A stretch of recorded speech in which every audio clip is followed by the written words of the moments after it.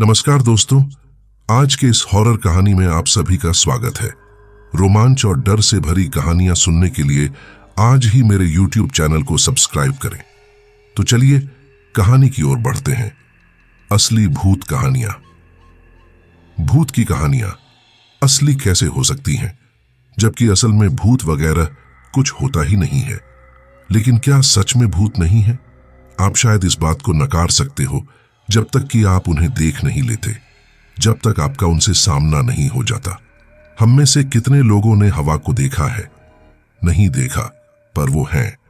वैसे ही कुछ चीजें दिखाई नहीं देती और उनका अस्तित्व होता है। वो चीजें ही वक्त आने पर अपने होने का सबूत देती हैं।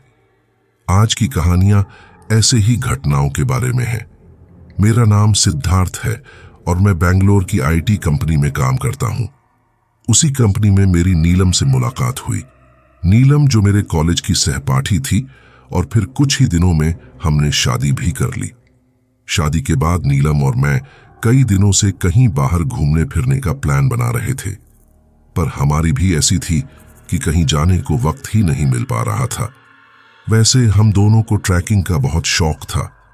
हमारे कॉलेज के दिनों में हम कभी भी ट्रैकिंग के लिए चले जाते थे। आखिरकार नीलम के बार बार कहने पर हम दोनों ने ऑफिस से एक लंबी छुट्टी ली और हॉलिडे प्लान किया। और हमारा हॉलिडे मनाने के लिए हम महाराष्ट्र के पहाड़ी और जंगल के इलाके की सैर पर निकल पड़े। सैर करते करते हम एक ऐसी अनजान जगह पर पहुंच गए जिसका अता पता मैप में भी कहीं दिखाई नहीं दे रहा था। वो जगह कौन सी थी हमें पता नहीं था, और ऐसे इलाकों में मोबाइल भी कभी काम नहीं आते। शायद हम दोनों रास्ता भटक गए थे। वो बहुत घना जंगल था, सूरज भी दिखाई न दे, इतना घना था जंगल। थोड़ी बहुत रोशनी थी, पर इतनी नहीं कि जिसमें हम रास्ते का अंदाजा लगा सकें। सूरज दिखाई न देने की वजह से दिशा का भी पता नहीं चल रहा था कि हम उत्तर की ओर जा रहे हैं या दक्षिण की ओर। फिर भी हम रास्ता ढूंढते हुए आगे बढ़ते चले जा रहे थे। तब नीलम ने ऊपर ऊंचे ऊंचे पेड़ों और झाड़ियों की ओर देखते हुए कहा, सिद्धार्थ, शायद दिन ढलने वाला है। परछाइयां और घनी होती जा रही हैं और जल्द ही अंधेरा भी हो जाएगा। हमें जल्द से जल्द यहां से बाहर निकलना होगा। तो मैंने उसे धीरज देते हुए कहा, अरे, तुम तो ऐसे कह रही हो जैसे हम पहली बार ऐसे जंगली इलाके में आए हों। नीलम ने मेरा हाथ पकड़ते हुए कहा, तुम्हें यह जंगल कुछ अजीब नहीं लगता? जाने क्यों मुझे बार बार एहसास हो रहा है जैसे पेड़ों के पीछे छुपकर कोई हमें देख रहा हो। ऐसा लग रहा है जैसे पेड़ों को ही आंखें निकल आई हों। मैंने नीलम का हाथ पकड़ते हुए हंसकर कहा, अजीब, ये नाटक छोड़ो और बस चलते रहो जब तक कि कोई इंसान या घर नहीं मिल जाता। कुछ ही दूरी पर हमें एक मकान दिखाई दिया।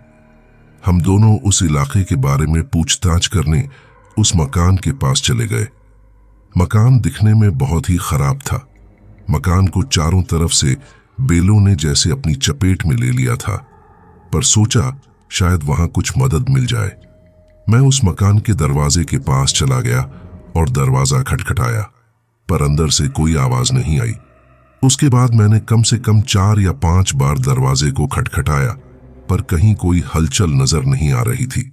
तभी किसी ने मेरे कंधे पर हाथ रख दिया। मैं झट से पीछे हो गया और उस हाथ को कंधे से झटक दिया। मैंने देखा कि हमारे पीछे एक बहुत ही बूढ़ा इंसान खड़ा था। मेरे हाथ झटकते हुए उसने कहा, डरो नहीं, मेरा ही मकान है। तुम्हारी आवाज सुनी तो चला आया। मैंने उस बूढ़े से कहा, हम पति पत्नी हैं। जंगल की सैर करते करते शायद हम रास्ता भटक गए हैं। इस जंगल से बाहर जाने का कोई रास्ता है? मेरी इस बात पर बूढ़े ने अपने आसपास देखा, नजर घुमाकर हरे पेड़ को ठीक से देखा और कहा, अच्छा होगा कि आज रात तुम दोनों यहीं इस घर में रुक जाओ।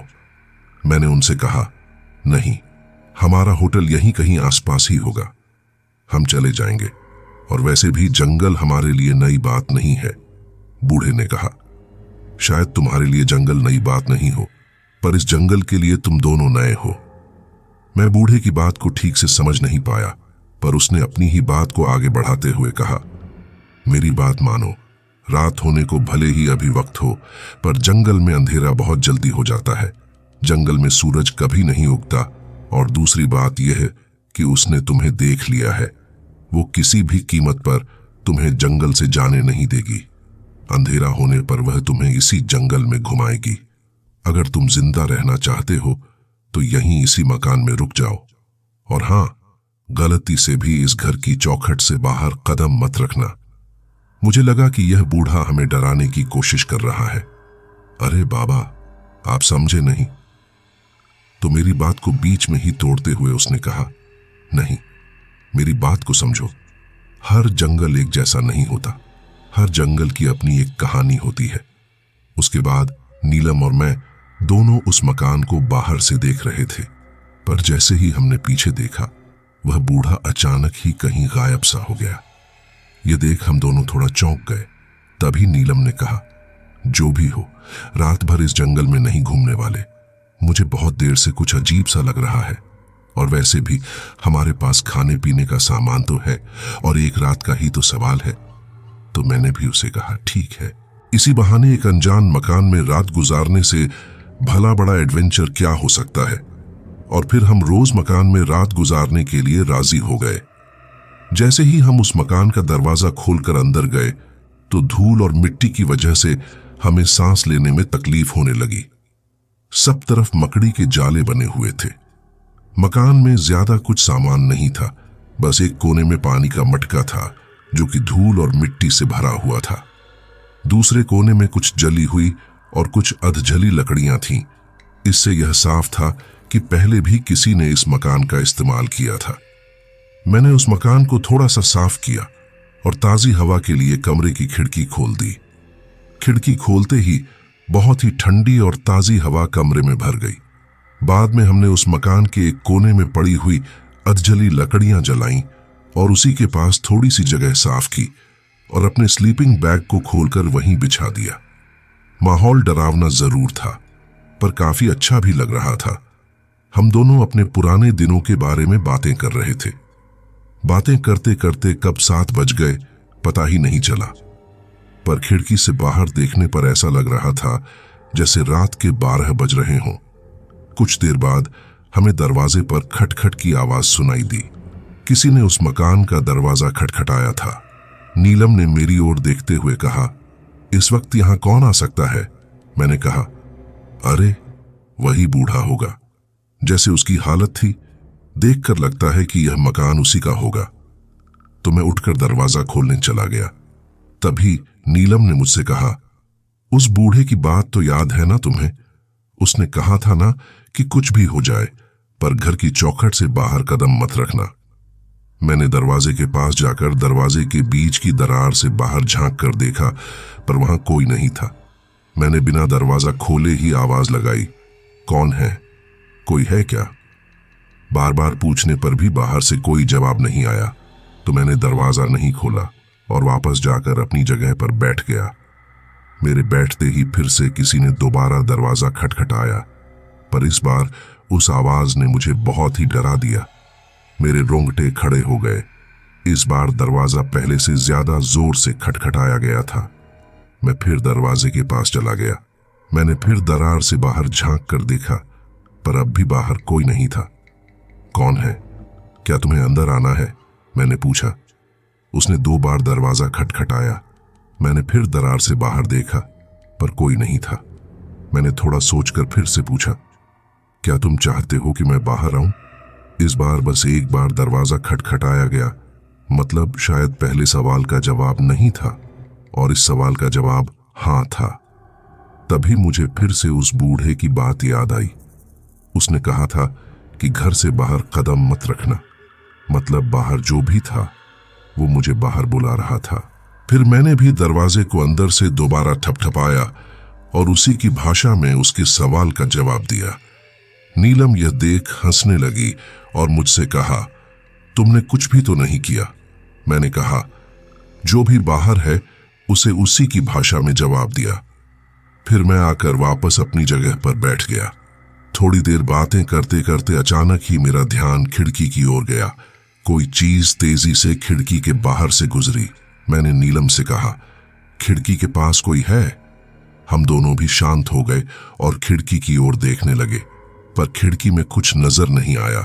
तभी फिर से एक बार किसी ने दरवाजा खटखटाया। इस बार मैं बहुत ज्यादा डर गया।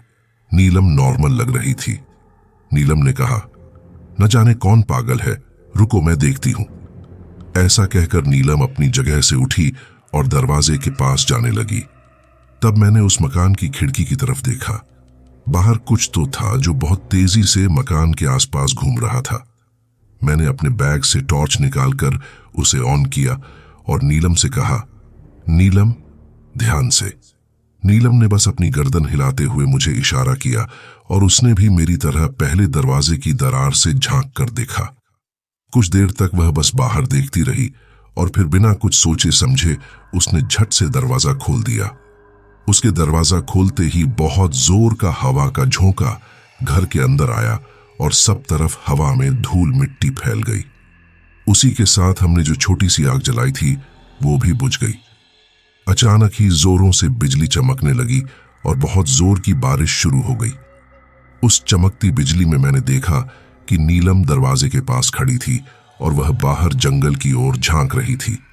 मैंने उसे आवाज दी, नीलम, नीलम दरवाजा बंद करो और अंदर आ जाओ। नीलम ने जैसे कुछ सुना ही नहीं, वह वहीं की वहीं खड़ी रही। उसने मेरी बात का जवाब भी नहीं दिया। जब टॉर्च की रोशनी में मैंने उसके कदमों की ओर देखा तो पाया कि वह चौखट के बाहर खड़ी थी। मैं उसे बुला ही रहा था कि अचानक ही नीलम अजीब तरह से चीखती हुई जंगल की ओर भागने लगी। मैं अपनी जगह से उठकर तेजी से दरवाजे के पास गया, पर जो मैंने अभी अभी देखा था उसे देखकर घर के बाहर पांव रखने की मेरी हिम्मत ही नहीं हो रही थी। मैंने उसी जगह से उसे बहुत बार पुकारा, पर उसने एक बार भी मुड़कर नहीं देखा।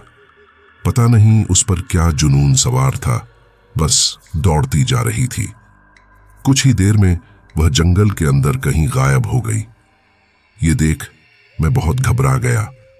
मैंने झट से दरवाजा बंद कर लिया और जाकर अंदर सिकुड़कर बैठ गया। मेरा खून ठंडा पड़ चुका था।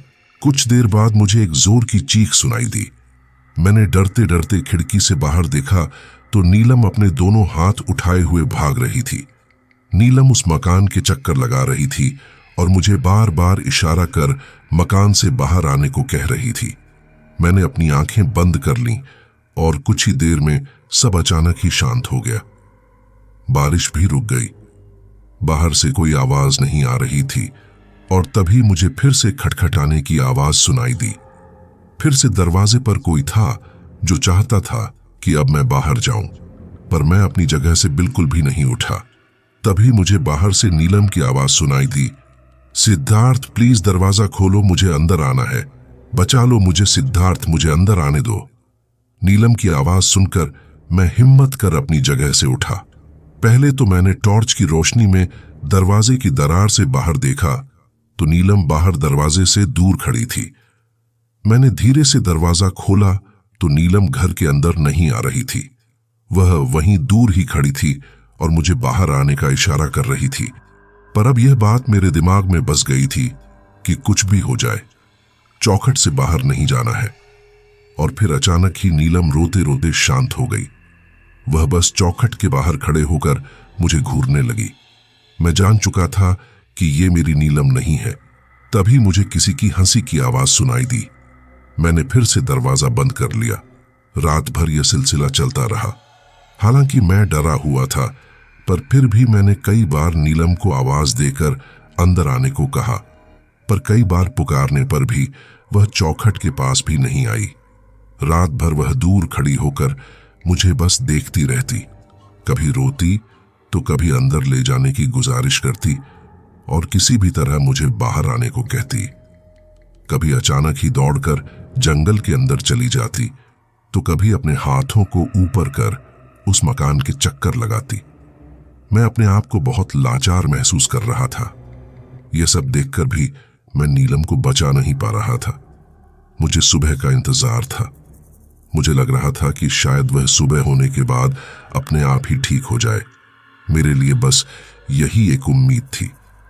पर कुछ वक्त बाद मैंने टॉर्च की रोशनी में देखा कि नीलम एक बार फिर अजीब तरह से चीखते चिल्लाते हुए जंगल के अंदर भागती हुई चली गई।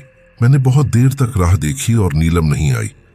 उसकी आवाज भी नहीं आई और उसके जाने के साथ ही मेरी उम्मीद भी खत्म हो गई। सुबह होते ही उस घने जंगल में थोड़ी रोशनी दिखाई देने लगी। पहली बार मैंने उस मकान की चौखट से बाहर अपना पैर रखा और फिर मैं नीलम को यहां वहां ढूंढने लगा। उसे ढूंढते ढूंढते मैं एक छोटी सी नदी के पास पहुंच गया। वहां मैंने देखा कि नीलम अपनी आखिरी सांस ले रही थी। खून में लथपथ नीलम मेरे सामने पड़ी हुई थी। उसे देख ऐसा लग रहा था जैसे जंगली कुत्तों के झुंड ने उस पर हमला कर दिया हो। मैं किसी तरह नीलम को लेकर जंगल से बाहर निकल गया। न जाने क्या हो गया था, ये सब कुछ एक झटके में ही बदल गया था। होटल पहुंचते ही मैंने नीलम को अस्पताल में एडमिट किया। मैंने हॉस्पिटल और पुलिस रिपोर्ट में बताया कि यह जंगली जानवरों का हमला है। उसके बाद मुझे उसी अस्पताल के डॉक्टर का फोन आया। उन्होंने मुझसे पूछा, आप जंगल के अंदर तो नहीं खो गए थे ना? तो मैंने उन्हें हमारे साथ जो कुछ भी हुआ था वह सब सच बताया। तब डॉक्टर साहब ने बताया, यह आपका पहला केस नहीं है जो मैं देख रहा हूं। कई सालों से ऐसे केस आते चले जा रहे हैं, पर इसके पीछे की सच्चाई कुछ और ही है। सुना है कि उस जंगल में बहुत साल पहले एक बाबा और एक माई रहा करते थे। वे दोनों जादू टोना और तंत्र मंत्र किया करते थे। बाबा उस काम में बहुत माहिर थे, पर वे अपने तंत्र मंत्र का उपयोग सिर्फ और सिर्फ लोगों की भलाई के लिए किया करते थे, जबकि माई को इतना कुछ आता नहीं था, पर वह बहुत लालची थी। एक रोज ज्यादा ताकत और पैसा पाने के नशे में माई ने अपने ही बेटे की बलि चढ़ा दी।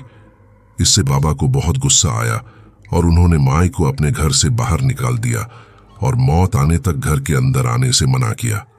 उसके बाद उस बुढ़िया ने अपने नामो निशान को ऐसा मिटाना चाहा कि वह इस दुनिया में जिंदा थी, ये तक किसी को पता ना चले।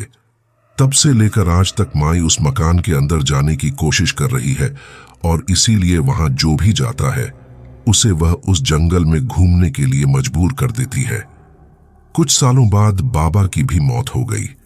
मरने से पहले उन्हें माई की ताकत का अंदाजा हो गया था, तो उन्होंने उस घर को तंत्र मंत्र से बांध दिया ताकि मरने के बाद भी माई कभी उस मकान के अंदर ना जा सके। कहते हैं कि आज भी बाबा उस मकान के आसपास ही कहीं घूमते हुए दिखाई देते हैं। डॉक्टर की बात सुनकर मैं बहुत रो रहा था। असल में उस घटना का नीलम को बहुत बुरा सदमा लगा। वह आज भी ठीक से चल नहीं पाती, बोल नहीं पाती और आज भी मुझे उस खटखटाने की आवाज से डर लगता है। दोस्तों, कुछ सफर इतने डरावने होते हैं कि उन्हें याद कर आज भी हमारे रोंगटे खड़े हो जाते हैं। आज की कहानी ऐसे ही एक सफर के बारे में है। मेरा नाम सुधीर है और यह कहानी मेरी है। यह घटना लगभग 30-40 साल पहले की है, यानी 1980 के करीब की। तब मैं दिल्ली शहर में एक सरकारी नौकरी किया करता था। शाम को जब मैं ऑफिस से घर आया तो मुझे गांव से कॉल आया, बेटा तुम्हारी बुआ की तबीयत बहुत खराब है और वो अपने आखिरी वक्त में तुम्हें देखना चाहती हैं। मेरी बेटी का नाम सारा है। तब मेरी बेटी बहुत ही छोटी थी, कुछ 3 या 4 साल की होगी। कॉल आने के बाद उसी रात मैं अपनी बेटी सारा को लेकर ट्रेन से अपने गांव निकल पड़ा। हाँ, दिल्ली से आसाम बहुत लंबा सफर था और मैं भी बहुत सालों बाद अपने गांव जा रहा था। बचपन में 1-2 बार गया था, पर वो मुझे ठीक से याद नहीं था। अब जैसे जैसे ट्रेन आगे बढ़ती जा रही थी, ट्रेन में सफर कर रहे लोग एक एक कर अपने अपने स्टेशन पर उतरते चले जा रहे थे और अब ट्रेन में बहुत ही कम लोग बचे थे। मैं और मेरी बेटी सारा, हम दोनों एक अलग कोच में बैठे थे। कुछ 20-21 घंटे बीत गए। दूसरे दिन का सफर शुरू हुआ। तब ट्रेन बीच में 1 घंटे के लिए एक स्टेशन पर रुकी। शायद टीसी और ड्राइवर सब चेंज हो रहे थे और जब ट्रेन फिर से चल पड़ी तो जो नए टीसी आए थे वो फिर एक बार टिकट वगैरह चेकिंग के लिए हर एक बोगी में घूमने लगे। कुछ ही देर में एक टीसी हमारे कंपार्टमेंट में भी आया। हमसे हमारे टिकट मांगी। बेटी सारा और मेरी टिकट चेक करके उसने मुझसे कहा, यहां से कुछ आधे घंटे बाद एक बहुत बड़ी सुरंग से होकर ये ट्रेन गुजरेगी। सुरंग के अंदर जाने से पहले ट्रेन 2 बार हॉर्न देगी और कुछ देर के लिए ट्रेन की सभी खिड़कियां बंद की जाएंगी। पर हॉर्न सुनते ही आप अपने कंपार्टमेंट की सारी खिड़कियां बंद कर लेना। तो मैंने उससे पूछा, ऐसा क्यों? मेरे सवाल को सुनकर टीसी ने कुछ देर तो बस मुझे घूर कर देखा और उतनी ही गंभीरता से कहा, भूतों और चुड़ैलों में विश्वास रखते हो? मैंने कहा, अभी तक तो नहीं। तो टीसी ने टिकट मेरे हाथ में थमाते हुए कहा, खिड़कियां खुली रखोगे तो टनल से गुजरने के बाद शायद करने लगोगे। तभी मेरी बेटी ने मुझसे पूछा, पापा ये भूत चुड़ैल क्या होता है?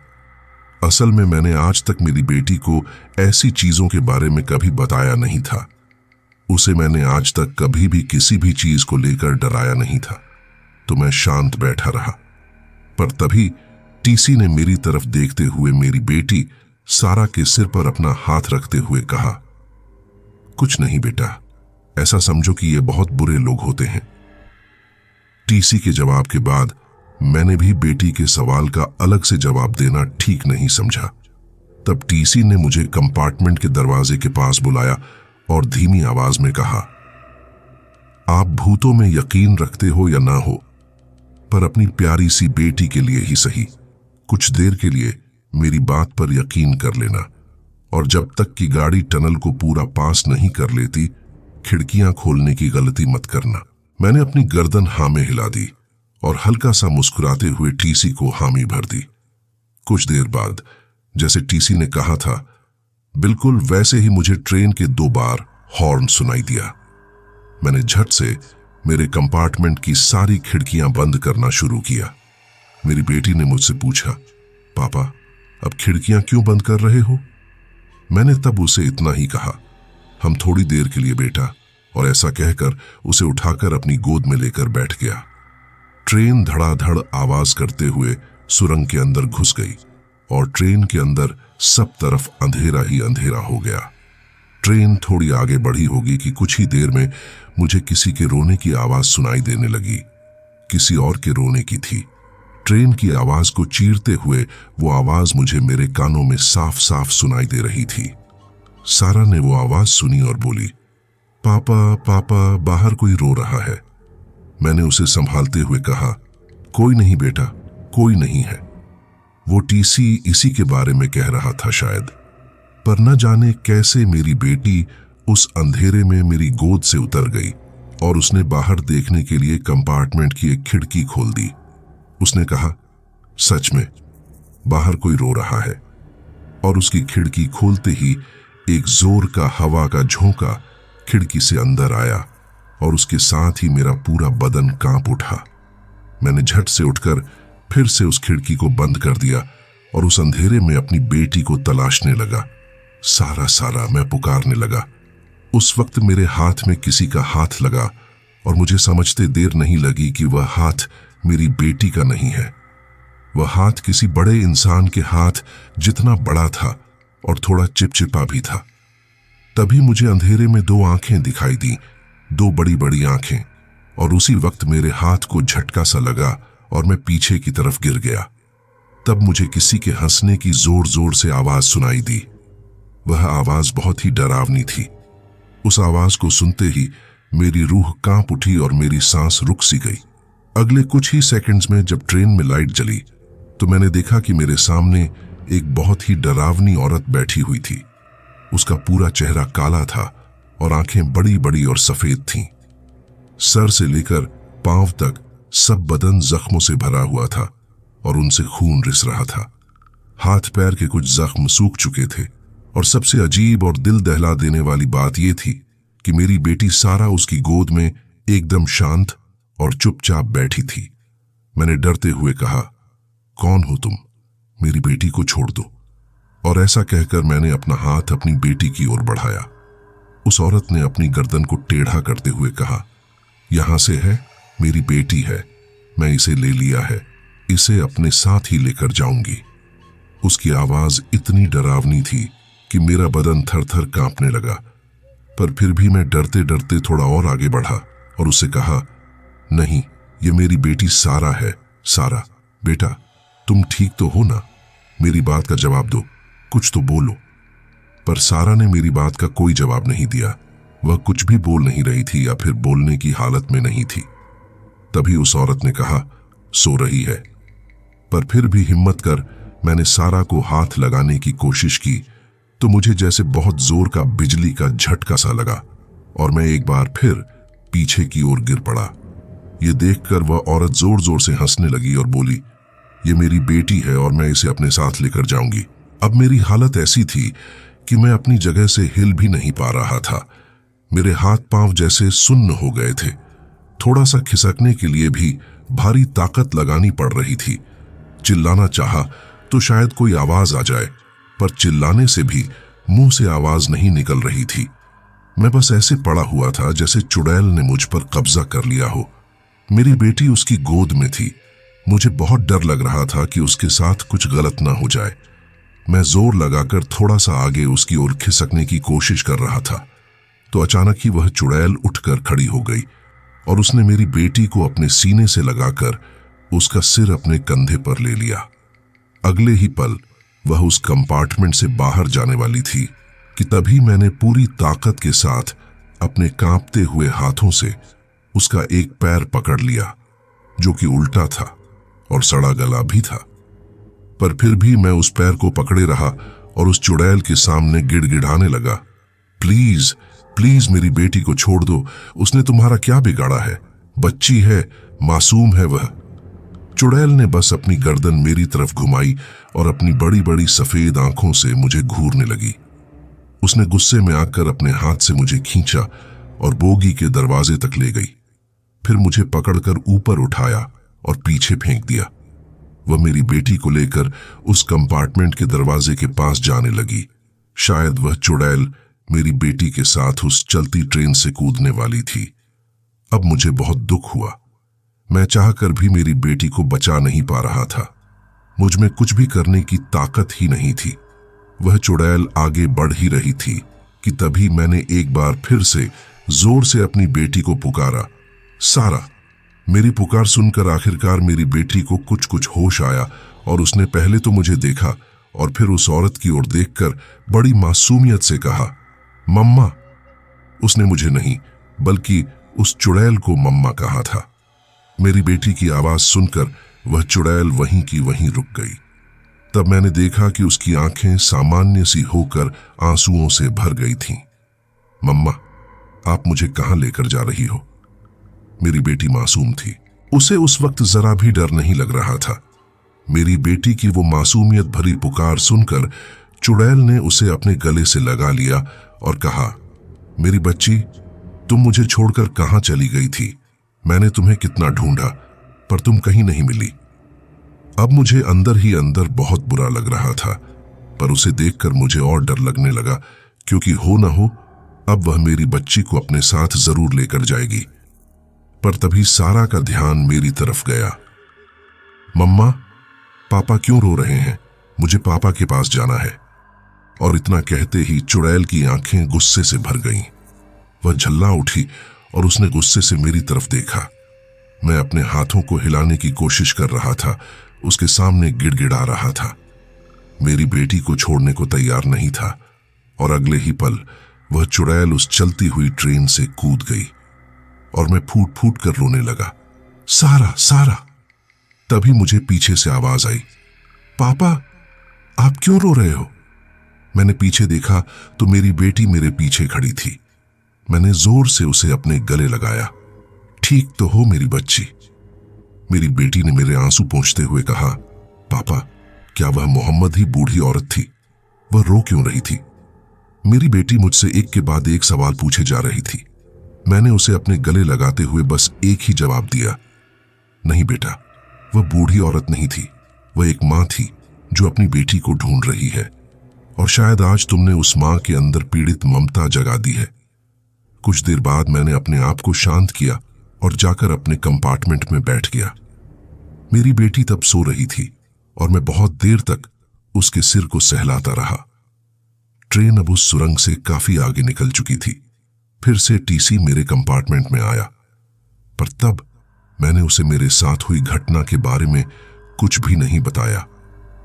बस इतना ही पूछा कि सुरंग से गुजरते वक्त किसी के रोने की आवाज सुनी है क्या? ये आवाज किसकी थी? यहां आखिर हुआ क्या था?